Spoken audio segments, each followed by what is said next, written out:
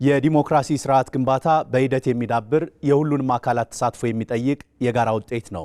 በዚህ ሂደት ውስጥ የፖለቲካ ፓርቲዎች ሚና የላቀ ነው። ፓርቲዎች የዜጎችን ድምጽና ፍላጎት አቀናጅተው ለፖሊሲ ግብዓት የሚያቀርቡ፣ የህዝብን የፖለቲካ ንቃተ ህሊና የሚያሳድጉ፣ የመንግስትን ስልጣን በሰላማዊና በዲሞክራሲያዊ መንገድ እንዲተላለፍ የሚያስችሉ የዲሞክራሲ ሞተሮች ናቸው። በነፃና በፍትሃዊ ምርጫ የሚመሰረት መንግስት ለሀገር ሁለንተናዊ እድገት ያለው ፋይዳ ከፍ ያለ ነው። በምርጫ የሚመሰረት መንግስት ለሚወስዳቸው ሀገራዊ የልማትና የፖለቲካ እርምጃዎች የህዝብን ድጋፍ በቀላሉ ያገኛል። በዲሞክራሲያዊ መንገድ የሚመሰረት መንግስት ለዘላቂ ሀገራዊ መረጋጋት፣ ለህግ የበላይነት መከበርና ለእድገት መሰረት ይጥላል። ለህዝብ ተጠያቂ የሆነ መንግስት የአሰራር ግድፈቶችን ያርማል፣ ግልጽነት የሰፈነበት አስተዳደር ይገነባል። ጤና ይስጥልኝ። ይህ የኢትዮጵያ ብሮድካስቲንግ ኮርፖሬሽን ኢቢሲ ሰባተኛውን ጠቅላላ ምርጫ ምክንያት በማድረግ የፖለቲካ ፓርቲዎች አማራጭ የፖሊሲ ፕሮግራሞቻቸውን ለህዝብ እንዲያስተዋውቁ ያዘጋጀው እጅ ከምን ዝግጅት ነው። ፓርቲዎች ነገ ለሚመሰርቷት ሀገር ምን አይነት የፖለቲካ አማራጮችን ይዘው ቀርበዋል፣ የህዝብን ይሁንታ ለማግኘት ምን ዝግጅት አድርገዋል በሚሉና መሰል ጉዳዮች ላይ እንወያያለን። ዛሬ የፖለቲካ ፕሮግራሙን የሚያስተዋውቀው ህዳሴ ፓርቲ ነው። ፓርቲው ለሰባተኛው ጠቅላላ ምርጫ ምን አይነት ዝግጅት አድርጓል፣ በሀገራዊ ጉዳዮች ላይ ይዞት የቀረበው አማራጭ ምን ይመስላል የሚለው እንመለከታለን። ፓርቲውን ወክለው የመጡት ኢንጂነር ሱራፌል እሸቱ የህዳሴ ፓርቲ ምክትል ፕሬዝዳንት ናቸው። አብረውን ይቆያሉ። ጤና ይስጥልኝ። እንኳን ደህና መጡ። እግዚአብሔር ይመስገን። እንኳን ደህና ቆያችሁ። ህዳሴ ፓርቲ በዚች ሀገር ውስጥ በምርጫ ዲሞክራሲያዊ ስርዓትን ለመገንባት በምርጫ የህዝብ ይሁንታን ያገኘ መንግስት ለመገንባት የሚደረገውን ጥረት እንዴት ነው የሚመለከተው? መልካም አመሰግናለሁ። በድጋሚ እንግዲህ እንደምታውቀው ህዳሴ ፓርቲ ህዳሴ ኦልሞስት ከተመሰረተ ወደ 7-8 ዓመት ያስቆጠረ ፓርቲ ነው።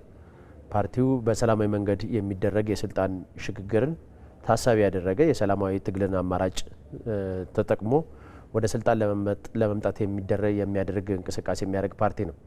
ከዚህ አንጻር በተለይ ሀገረ መንግስት ግንባታ ላይ የራሱን የሆነ አስተዋጽኦ ከዚህ በፊት በነበሩ ሂደቶችና እንቅስቃሴዎች ላይ አስተዋጽኦ እያበረከትን የመጣ ነው።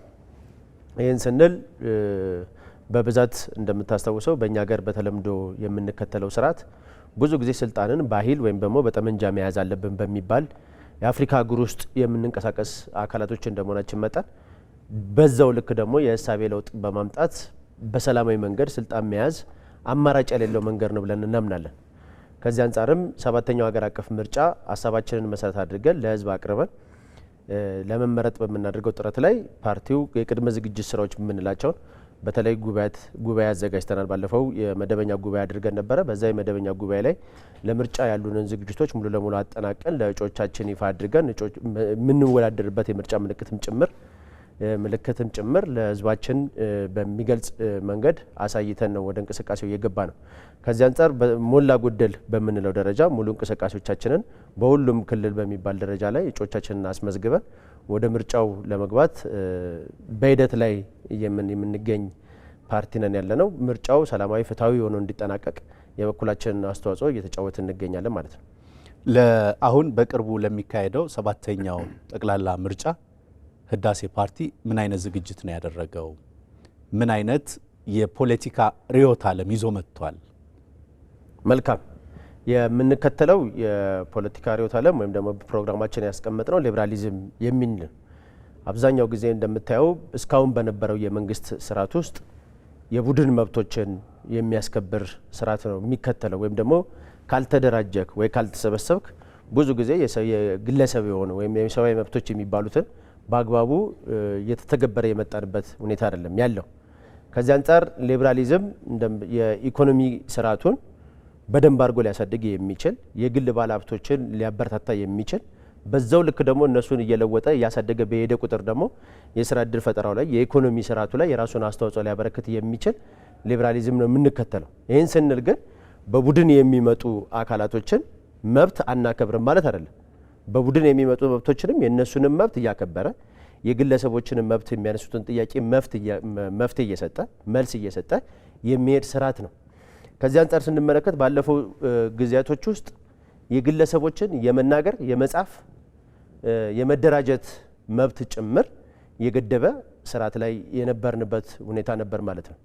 ሶ ከዚህ አንጻር ሰዎች ጋዜጠኞችም ሊሆኑ ይችላሉ፣ ሌሎች ግለሰቦች ሊሆኑ ይችላሉ፣ በኢንዲቪጁዋል የሚያደርጉትን እንቅስቃሴ መብታቸውን እያስከበረ ኖርማሊ ደግሞ በማህበር ደግሞ በግሩፕ የሚንቀሳቀሱ የብሔር ብሔረሰቦችን መብት ጭምር ተጠቃሚ የሚያደርግበትን ስርዓት ይዘን ነው የመጣ ነው። ከሌሎች ፓርቲ በምን አግባብ ልትለዩ ትችላላችሁ? አብዛኛው ጊዜ የቡድንም መብትንም የግለሰብንም መብትም የሚያከብሩ ፓርቲዎች አሉ ሲባል ለምሳሌ የህገ መንግስት መብታችንን የህገ መንግስት ወይም ደግሞ ድንጋጌዎቻችንን ስንመለከት አብዛኛው ህገ መንግስቶቹ ላይ የሚያስቀምጠው የነበረው የብሔር ብሔረሰቦች እያለ ያስቀምጣል።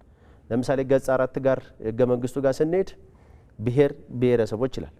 ግን ደግሞ መልሶ ደግሞ አንቀጽ 47 ላይ ደግሞ ወዴት ይሄዳል? የህዝቦችን መብት የሚጥስ የክልልን አደረጃጀት መልሶ የሚከልስ ሁኔታ ይዞ ይመጣል ማለት ነው። ስለዚህ ህገ መንግስቱ በራሱ ምንድነው የሚያደርገው?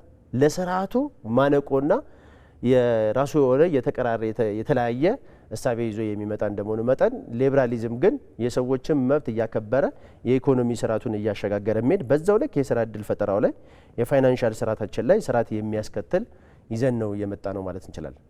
በፖሊሲ አንጻር ስናየው ፓርቲያችሁ ከሌሎች ፓርቲዎች የተለየ የሚያደርገው የፖሊሲ ማዕቀፍ ምንድን ነው ይዞት የመጣው? እንግዲህ የተለየ የሚያደርገው ከሌላው ፓርቲ አንጻር ስንመለከት አብዛኛው ጊዜ ፓርቲዎች አሁን እየተለመደ የመጣው ደግሞ የአገር ውስጥ ፍልስፍና የሚመስሉ አደረጃጀቶችን ይዘው የሚመጡበት አለ። በተለያየ ደግሞ የአገሪቷን ነባራዊ ሁኔታ ከግምት ውስጥ ያላስገባ የብሔር ብሔረሰቦችን መብት በአግባቡ የማያስከብር የዜጎችን መብት ኢንዲቪጁዋል ማንነትን የማይሰጥ እንቅስቃሴ ውስጥ የሚገቡበት ሁኔታ አይተናል። ከዚህ አንጻር ስንመለከት የኛ ፓርቲ አንዱ ለየት የሚያደርገው ይዞት የሚመጣው ሰዎች በግለሰብ ደረጃ የመናገር መብታቸውን የሚያረጋግጥለት ርዕዮተ ዓለም ነው ይዘን የመጣ ነው። ይህንን ስንል ለምሳሌ የክልሎችን ነባራዊ ሁኔታ አደረጃጀቱን ተመልከት። እኛ በሊበራሊዝም የፖለቲካ ፍልስፍና ይዘን ስንመጣ አፕላይ ማድረግ የምንፈልገው ደግሞ ስርዓት አለ። የፌዴራሊዝም ስርዓትን ተግባራዊ እናደርጋለን ብለን ነው የምንንቀሳቀሰው። በቋንቋ በማንነታቸው በሃይማኖታቸው የመደራጀት መብታቸው እንደተጠበቀ ሆኖ ግን መዋቅራዊ ስርዓቱ ግን ምን መሆን አለበት? አካባቢው ኢንቫይሮንመንታል መምሰል አለበት ብለን ነው የምናስቀምጠው። ይህን ስንል ሁለት የተለያየ ቋንቋ ያላቸው መናገር የሚችሉ ግን ደግሞ በአካባቢው ነባራዊ ሁኔታ የመምላት አቅሙ እዛ አካባቢ ላይ ያለውን የኢኮኖሚ ስርዓት ሊያሻሽል የሚያስችለውን ልዩነቶቻቸውን በሚያጠብ መልኩ አንድነታቸውን አስጠብቀው ሊሄድ በሚችል መንገድ የማደራጀትና ፌዴራሊዝም ስርዓቱን በደንብ አድርጎ የመተግበር እንቅስቃሴ ውስጥ ለማስገባት የሚያስችል ለየት ያለ ስርዓትና አወቃቀር ይዘን የመጣ ነው። ከዚህ አንጻር ስንመለከት በየአካባቢው ላይ ስትሄድ አሁን ባለው ነባራዊ ሁኔታ ወይም ደግሞ በፊት ለ20 ምናምን ዓመታት ስንከተል የነበረው እንቅስቃሴ ውስጥ ማንነትን መሰረት ያደረገ ወይም ደግሞ ቋንቋን መሰረት ያደረገ አከላለል ነበረ ስንከተል የነበረው ማለት ነው። ይሄ ወዴት ይዞን ሄዷል ካልከ ደግሞ ወደ መጠፋፋት፣ እርስ በርስ ወደ መገዳደል፣ ኮታ ገጠም የሆኑ እንኳን ክልሎች እንኳን ተግባብተው የማይኖሩበት ራሱን በመቻሉ መንገድ ደግሞ ድጋሚ አንዱ ለአንዱ ጠላት ነው እየተባለ ትርክት እየተተረከበት የመጣበትና እርስ በርስ የሚጠማመዱበት የሚለያዩበትን ስርዓት ይዞ የነበረ እንቅስቃሴ ውስጥ ነበር የገባ ነው። ይሄንን ተከልብቶ ደግሞ ምን ያደርጋል? አሁንም ጭምር በክርክር ሂደታችን ውስጥ ከሌሎች ፓርቲዎች ጋር የምናነሳው ይሆናል። አሁንም በደንብ ደግሞ እርስ በርስ ሲያጋድለን የነበረ አንድነታችንን ሳያስጠብቀን የነበረ የኢትዮጵያ ማንነትና ውበታችንን የማያሻግረን የነበረ እሱን ደግሞ ለመመለስ ደግሞ አሁንም እሱን አጠናክሮ ለማስቀጠል የሚደረጉ ጥረቶች አሉ። ይሄ አያዋጣንም። በአዲስ አስተሳሰብ በአዲስ መንፈስ አገራችንን፣ አንድነታችንን፣ ባህላችንን፣ ትሩፋቶቻችንን በጋራ አድርገን ልናስቀጥል የምንችልበትን የፌዴራሊዝም ስርዓትና የሊበራሊዝም የፖለቲካ ፍልስፍናን ተግባራዊ እያደረገን በምንሄድበት ሂደት ውስጥ ለውጥ እያመጣን የሚመጣውን እድገትም እየጨመረ የሚሄድ እንቅስቃሴ ውስጥ የሚያስገባ ስርዓት ነው ይዘን እንከተላለንና እንተገብራለን ብለን የምናስበው። ከሌሎች ፓርቲዎች በዚህ ደረጃ ላይ ለየት ያደርገናል ብለን እንወስዳለን። በጤናው ዘርፍ በሌሎች በኢኮኖሚ ፖለቲካዊ ዘርፎች ላይም ደግሞ ለየት የሚያደርጉ ነገሮች አሉ።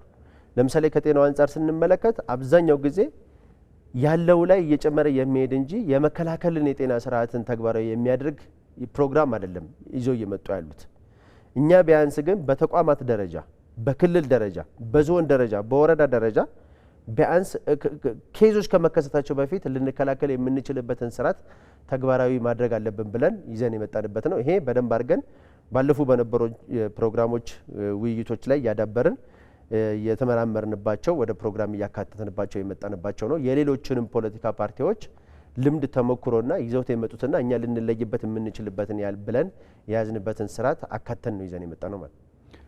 ሰባተኛውን ጠቅላላ ምርጫ ምክንያት በማድረግ የኢትዮጵያ ብሔራዊ ምርጫ ቦርድ ዝርዝር ተግባራትን እያከናወነ እንደሆነ ይታወቃል። ከጥር 1 ጀምሮ የእጩዎች ምዝገባ ሲከናወን ነበር። ምርጫው አሁን ባለው የጊዜ ሰሌዳ መሰረት ግንቦት 24 2018 ይደረጋል የሚል ፕሮግራም ነው የወጣለት በምርጫ ቦርዱ ማለት ነው። እስካሁን እናንተ ከጥር 1 ጀምሮ በነበረው የእጩዎች ምዝገባ ምን ያህል እጩዎችን አስመዝግባቸዋል? እንደሚታወቀው ለሕዝብ ተወካዮች ምክር ቤት 547 መቀመጫ ወንበሮች አሉ። ለክልል ምክር ቤቶች በሁሉም ክልሎች 2916 የሚደርሱ መቀመጫዎች ናቸው ያሉ። ፓርቲዎች ይህንን ለማግኘት ውድድር ያደርጋሉ። ለሕዝብ ተወካዮች ምክር ቤት 38 የሚደርሱ የምርጫ ክልሎች አሉ። ለክልል ምክር ቤቶች ደግሞ 684 የምርጫ ክልሎች ተዘጋጅተዋል። ስለዚህ የእናንተ ፓርቲ እስካሁን ምን ያህል እጩዎችን ለሕዝብ ተወካዮች ምክር ቤት ምን ያህል እጩዎችን ለክልል ምክር ቤቶች አስመዝግቧል? መልካም። የሰባተኛው ሀገር አቀፍ ምርጫ እንደምታውቀው የእኛ ፓርቲ በጥር 7 አካባቢ ነው ወደ ሀገር አቀፍ ፓርቲ የተቀየር ነው። ባለፉት 8 ዓመታት በክልል አደረጃጀት ውስጥ ነበር ስንንቀሳቀስ የነበረው። ከዛም ባለፈ የባለፈው የምርጫ ሂደታችን ላይ አብዛኛው አዲስ አበባ ክልል ላይ የምንንቀሳቀስ እንደመሆናችን መጠን ሁሉም የምርጫ ጣቢያዎች ላይ አስመዝግበን ነው ወደ ምርጫ ስንሳተፍ የነበር ነው። ከዚህ አንጻር በአሁኑ አደረጃጀታችንን ሰፋ በማድረግ በሁሉም ብሔር ብሔረሰቦች ክልሎች ላይ እንዲሁም ደግሞ የሁሉንም ዜጎች መብት ሊያስከብር በሚችል መንገድ ተንቀሳቅሰን እጩዎቻችንን ማስገባት የምንችልበት ሁኔታ አለ በሚል አደረጃጀቶች ዘርግተን ነው ወደዛ የገባ ነው። ከዛ አንጻር አሁን ባለኝ መረጃ ወይም ደግሞ ኮንፈርሜሽን ሌተር የመጣላቸው ወደ 315 አካባቢ የሚጠጉ እጩዎቻችን አሉ። አጠቃላይ ግን ቶታል ወደ ምርጫ ቦርድ ውስጥ ያስመዘገብ ነው ለሕዝብ ተወካዮችም ለክልል ምክር ቤቶችም ጭምር ወደ 500 አካባቢ የሚሆኑ እጩዎች ምዝገባ አከናውነዋል ማለት ነው። ይሄ ከአካታችነትም አንጻር በሁሉም ክልል በሚባል ደረጃ ላይ የማስመዝገብ የቻልንበት ሁኔታ አለ። አዲስ አበባ ደግሞ ሙሉ ለሙሉ ያስመዘገብንበት ሁኔታ አለ። አንደኛ አዲስ አበባ መጀመሪያም የነበርንበት እና የተደራጀንበት ክልል እንደመሆኑ መጠን ቀድሞ መዋቅራዊ ስራዎች ስለሰራን ስለነበረ ብዙ የተቸገርንበት ሁኔታ አልነበረም። ወደ ሀገር አቀፍ ግን ስንሄድ ግን አደረጃጀት እየዘረጋን የሄድንበት አጭር ጊዜ ከመሆኑ አንጻር በሚፈለገው ደረጃ ማስመዝገብ ያልቻልንበት ሁኔታ አለ። ግን ደግሞ ህዝባችንን ቢያንስ በደረስንበት ልክ ህዝቡ በሚያነሳው ጥያቄ ልክ ለህዝባችን የሚመጥነውን እጩ ከማስመዝገብ አንጻር የተሻለ ደረጃ ላይ ነን ማለት እንችላለን። ስንት ክልሎች ላይ ያስመዝግባቸዋል? በክልል ደረጃ ከአፋርና ከሶማሌ ክልል ውጭ ወደ 9 የሚጠጉ ክልሎች ላይ ያስመዝግበናል። መልካም። ለአንድ ሀገር ምርጫ ስኬታማነት፣ ለምርጫው ዲሞክራሲያዊነት ኃላፊነት ያለባቸው ምርጫ ቦርድን ጨምሮ መንግስትም፣ ሚዲያዎችም፣ ሌሎችም አካላት እንዳሉ ሁሉ የፓርቲዎች ሚና ከፍ ብሎ ይነሳል። ፓርቲዎች የምርጫው ተዋናያን ናቸው። ያ ሁሉ ምርጫ የሚደረገው መራጭ ወጥቶ ካርዱን የሚሰጠው የተሻለውን ፓርቲ አወዳድሮ ሀገር እንዲመራ እድል ለመስጠት ነው። ስለዚህ ለዲሞክራሲያዊ ምርጫ የእናንተ ፓርቲ ምን ያህል ዝግጁ ነው? ምርጫው ዲሞክራሲያዊ ሆኖ እንዲጠናቀቅ ለማድረግ የእናንተ ቁርጠኝነት ቅድመ ምርጫ ሂደትም ላይ ድህረ ምርጫ ውጤት ገለጻም በኋላ ምን ያህል ዝግጁ ናችሁ? መልካም። ያው እኛ እንደ ፓርቲ እስካሁን ድረስ በነበረን እንቅስቃሴ ውስጥ በሰላማዊ መንገድ ህዝብ የሚሰጠውን ድምፅ አክብሮ ህዝባዊ የሆነ መንግስት ህገ መንግስት ባለበት ሀገር ላይ እንደምንቀሳቀሳችን መጠን ህዝባዊ የሆነ ድጋፍ ያለው ፓርቲ መመረጥ አለበት፣ ስልጣን መያዝ አለበት ብለን እናምናለን። ይህን ስንል እስካሁን በመጣንበት ሂደትም ትግላችንም ወይም ደግሞ በመግለጫዎቻችን ላይ የምናስቀምጠው ከገዢው ፓርቲ ብቻ አይደለም ትግላችን ብለን እናስቀምጣለን።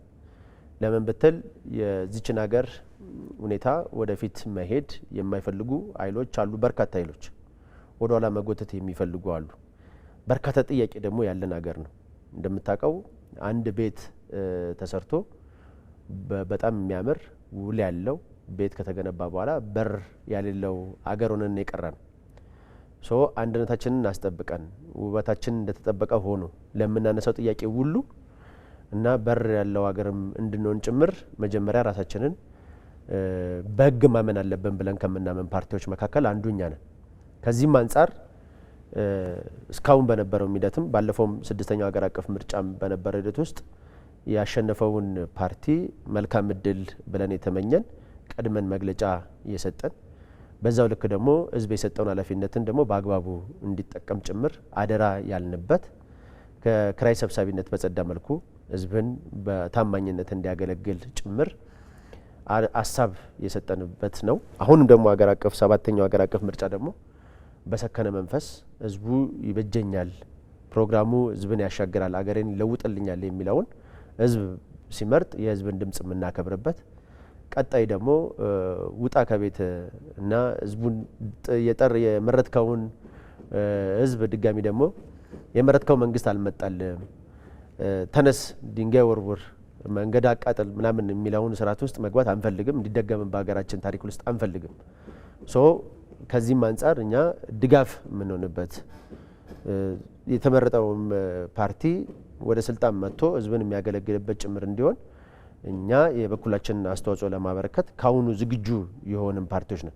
እኛም በተመሳሳይ ደግሞ እድሉን አግኝተን መንግስት የምንሆንበት ከሆነ ደግሞ የመንግስት ምስረታ ግንባታ ሂደታችን ላይ ደግሞ ሌሎች ፓርቲዎች የሚያነሱት የነበረውን ሀሳብ ወደ ፕሮግራማችን በመጨመር የእነሱንም ፓርቲ ጥያቄ ጭምር መልስ የሚያገኝበትንም ስርዓት መዘርጋት የምንፈልግ እንደመሆናችን መጠን ሌሎችም ደግሞ ይህንን እድል ካገኙ ደግሞ በዚህ እድላቸው ተጠቅመው አገርን የምንገነባበትና ለቀጣይ 5 ዓመት የተሻለ ሰላማዊ አገር መንግስት ግንባታ እንዲኖር የድርሻችንን የምንወጣበት ነው ብዬ ነው የማስበው። ከዚህ አንጻር እንደኛ ፓርቲ ህዳሴ ፓርቲ እንደ ህዳሴ ምርጫው ሰላማዊ ፍትሃዊ ሆኖ እንዲጠናቀቅ ለአባሎቻችን እስከታች ድረስ ላለው መዋቅሮቻችን ክልል ላይ ለሚያስተባብሩ ጭምር ባለፈው በቢሾፍቱ ስልጠና የሰጠንበትና ምርጫው ሰላማዊ ዲሞክራሲያዊ ሆኖ እንዲጠናቀቅ የበኩላችንን አስተዋጽኦ እንድናበረከት ግንዛቤ የፈጠርንበት በዛው ልክ ደግሞ ተንቀሳቃሽ ታዛቢዎቻችንም ተቀማጭ ታዛቢዎቻችን ጭምር ምን መደረግ ምን መከተል እንዳለባቸው የህግ ስርዓት አዘጋጅተን ሙሉ ዝግጅት አጠናቀን ወደ ተግባር የገባንበት ነው። እኛም ደግሞ በዛው ልክ በዲሲፕሊን ለመንቀሳቀስ ጥረት እያደረግን ነው የምንገኘውና ምርጫው ምንም ሆነ ምንም በሰላማዊ መንገድ ግን ህገ መንግስታዊ የሆነ ስርዓቱን ተጠብቆ መንግስት እንዲመሰረት ጥረት ለማድረግ ዝግጁ ነን። በእኛ በኩል ህዳሴ ፓርቲ የመራጩን ህዝብ ይሁንታ አግኝቶ በሚቀጥሉት 5 ዓመታት መንግስት የመሆን እድል ቢያገኝ ኢትዮጵያ ምን መልክ ይኖራታል? መልካም እንግዲህ ይሄ ትልቅ ጥያቄ ነው።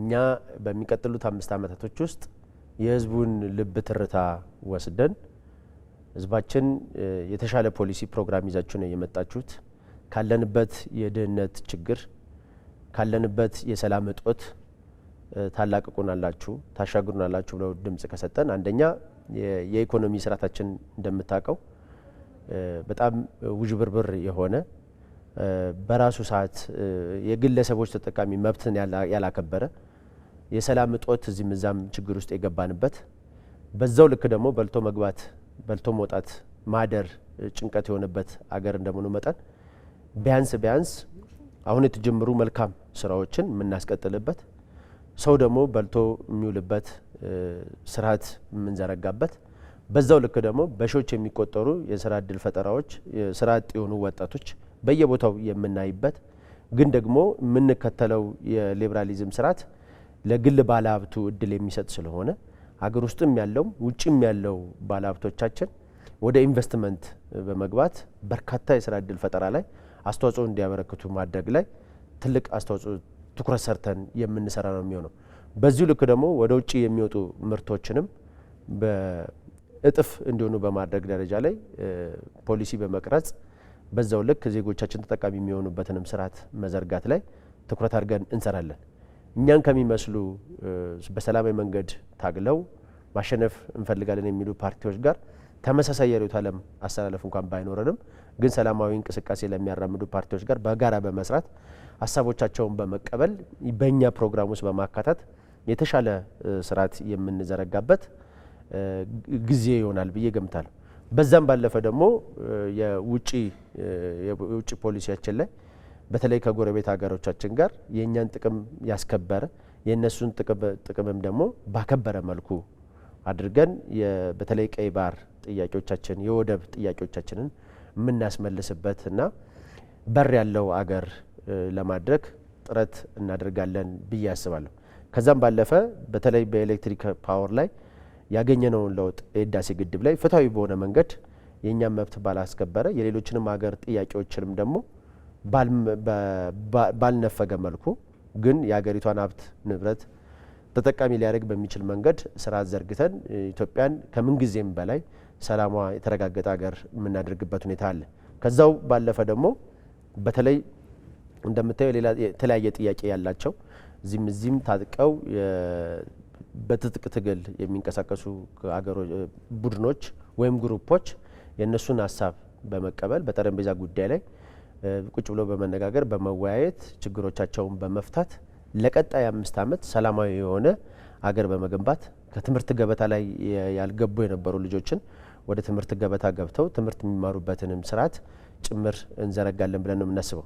በጤናው ዘርፍ በተመሳሳይ በርካታ ህጻናቶች ቀድሞ መከላከል ባለመቻላችን ወይም ጤናው ላይ የሚሰራውን ስራ በአግባቡ ባለመሰራታችን በተላላፊ በጥቃቅን በምንላቸው በሽታዎች ዜጎቻችን እዚህም እዛም የሚሞቱበት ሁኔታ አለና ለነዚህም ጭምር ዜጎች በአቅራቢያቸው ባለ ጤና ጣቢያዎች ጤና ኬላዎች ሕክምና የሚያገኙበትና በተለይ ተላላፊ በሽታዎች ከመምጣታቸው በፊት የምንከላከልበትንም ጭምር ስርዓት እንዘረጋለን ብለን ነው የምናስበው። ከዛ ባለፈ ዲሞክራቲክ ተቋም የምንላቸው እነዚህ የሰብአዊ መብት ተቋማቶችንም ደግሞ ገለልተኛ ሆነው በራሳቸው መንገድ የሚንቀሳቀሱ የራሳቸውን መብት ድምጽ የሚያሰሙበትንም ስርዓት ጭምር እንዘረጋለን። ሌሎች የደህንነት የመከላከያ ተቋማቶችን የፖሊስ ተቋማቶችን ደግሞ ለህዝብ ወገንተኝነት የሚቆሙበትንም ጭምር ስርዓት የምንዘረጋበት 5 ዓመት ይሆናል ብዬ አስባለሁ። ኢንጂነር ሱራፌል እሸቱ የህዳሴ ፓርቲ ምክትል ፕሬዚዳንት እዚህ ኢትዮጵያ ብሮድካስቲንግ ኮርፖሬሽን ስቱዲዮ ተገኝተው የፓርቲውን የፖለቲካ ፕሮግራም ስላስተዋወቁ እጅግ አድርገን እናመሰግናለን። እኔም እጅግ አድርጌ አመሰግናለሁ። የፕሮግራማችን ተከታታዮች ህዳሴ ፓርቲ ለ7ኛው ጠቅላላ ምርጫ ያደረገውን ዝግጅት ይዞት የቀረበውን ርዕዮተ ዓለምና አማራጭ የፖሊሲ ፕሮግራሞቹን በእጩዎች ምዝገባ ላይ ያደረገውን እንቅስቃሴ በተከታተላችሁት መልክ አቅርቧል። የኢትዮጵያ ብሮድካስቲንግ ኮርፖሬሽን ይህን ዝግጅት ወደ እናንተ እያደረሰ ያለው መራጩ ማህበረሰብ በበቂ መረጃ ላይ ተመስርቶ በካርዱ ይመራኛል ለሚለው ፓርቲ ድምጹን እንዲሰጥ መረጃ ለመስጠትና ለሀገራችን የዲሞክራሲ ባህል መሻሻል የበኩሉን አስተዋጽኦ እንዲያበረክት ለማድረግ ነው። ፓርቲዎች የሚያቀርቧቸው አማራጮች ነገ ለምትገነባው ኢትዮጵያ መዳረሻ መንገዶች ናቸው። የዛሬውን አበቃን። ጤና ይስጥልኝ። ሀብታሙ ደምስ ነበርኩ።